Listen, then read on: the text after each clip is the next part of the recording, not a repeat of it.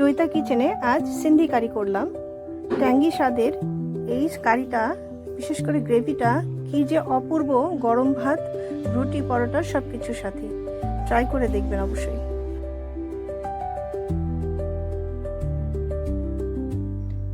সিন্ধি কারির জন্য আমি সবজিটা নিয়ে নিলাম। আলু নিয়েছি কিছু, আমরা অনেকটা সবজি করব, বাসায় অনেক লোক। ড্রামস্টিক বা সজনে, আর একটু আমি চিচিঙ্গা নিয়েছি। আর এখানে বরবটি বা অন্য কিছু ইউজ করা যায়, কোনো বিনস পেলাম না, তো আমি এখানে আপনারা চাইলে পরে কোনো চিকন বিনস, যেটা লং বিনস যেটা, সেটা ইউজ করতে পারেন, বা অন্যান্য ধরনের ভ্যারাইটি যে কোনো সবজি ইউজ করা যেতে পারে। আদা কুচিয়ে রেখেছি, এটা কিন্তু আমরা ফোড়নে দেব। আর কারি পাতা, ছাদ বাগানে কারি পাতা হয়েছে অনেক। ভিন্ডি বা ঢ্যাঁড়স, এটাকে ভেজে রেখেছি, এটা যাতে একটু পিচ্ছিল না হয়ে যায়। আর আমি বেগুন নিয়েছি। সবজিটা কিন্তু অপশনাল, যার যেটা পছন্দ। শীতের সিজন হলে ফুলকপি বা এই জাতীয় সবজিগুলো আপনারা অ্যাড করতে পারেন। এটা ভেজে নিয়েছি, এটা শেষের দিকে দেব। বেশ খানিকটা ফ্রেশ টমেটো আমাদের ছাদ বাগানের, এটা পিউরি করে রেখেছি, এটা লাগবে।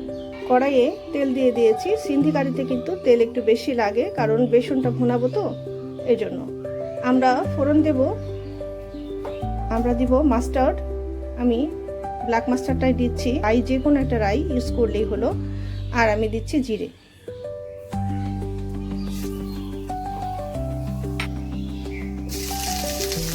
আদাটা দিয়ে দিলাম, জিঞ্জার কুড়োনো, কারি পাতা।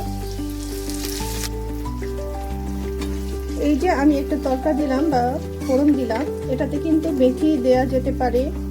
আমি হিং দেব, আমি মেথি দিচ্ছি না। এই দুটো ফ্লেভারই রাখতে চাইছি।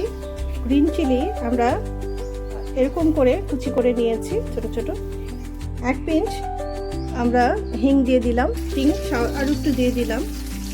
হিংয়ের ফ্লেভারটা এই কারির জন্য একটা ইম্পর্টেন্ট, থাকলে দেবেন, না থাকলেও করা যাবে, দিলে ভালো।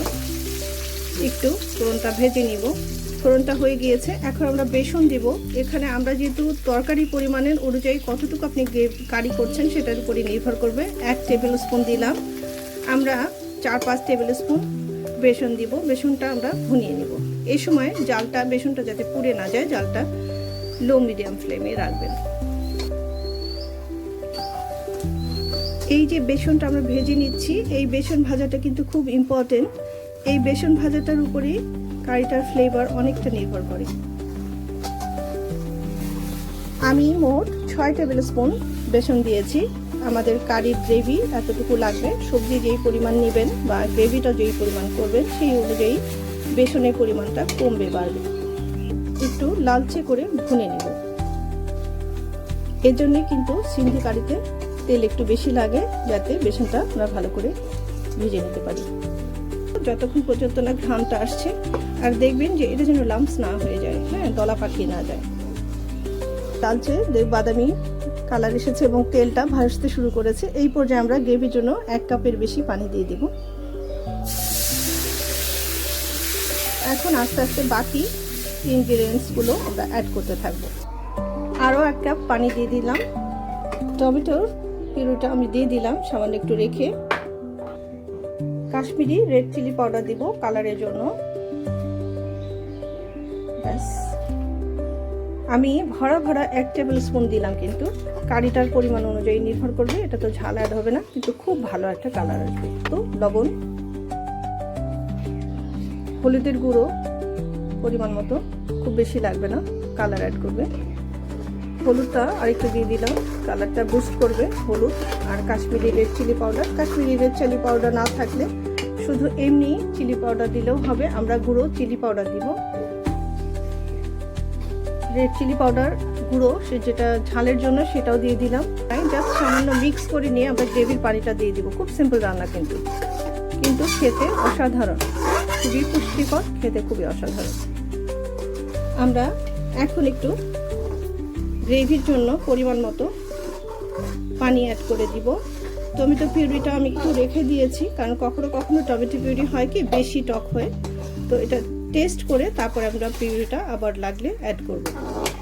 আর শেষে তো আমরা একটু ট্যামারিন্ড বা একটু তেঁতুল দিব।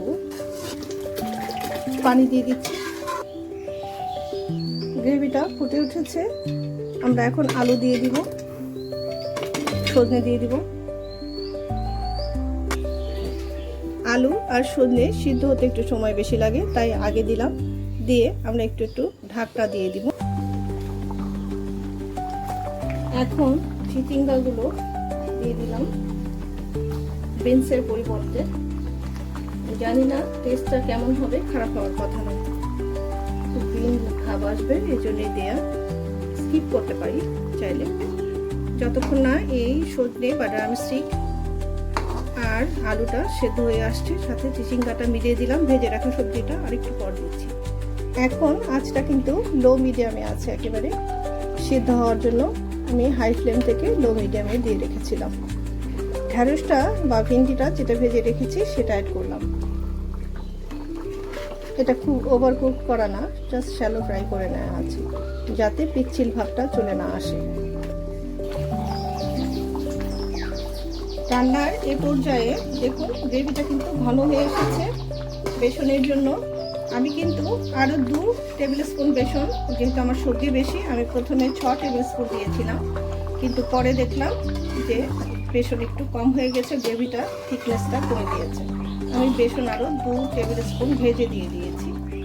এখন এই যে 2-3 কোয়া তেঁতুলের পাল্প আমি দিয়ে দিলাম।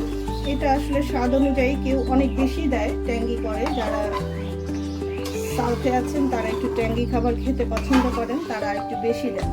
ঘন তেঁতুলের পাল্প দিয়ে দেন একটু বেশি টক ফ্লেভার আনার জন্য। আমার বেগুনটা অ্যাড করে দিই, ভেজে রাখা বেগুনগুলো অ্যাড করব।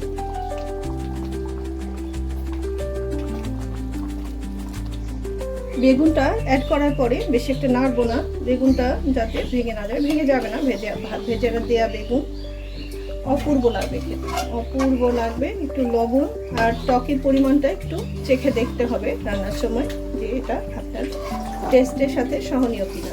ব্যাস, তাহলেই হয়ে গেল। ঝালটাও দেখে নিতে পারে, আমি চেখে নিয়েছি, সব ঠিকঠাক আছে। বলক উঠলেই আমরা বন্ধ করে দেব। আমাদের কারি একদম হয়ে গিয়েছে। গ্রেভিটা যা দারুণ হয়েছে কি বলবো, ভীষণ রকম ফ্লেভারফুল আর একেবারে দারুণ একটা স্বাদের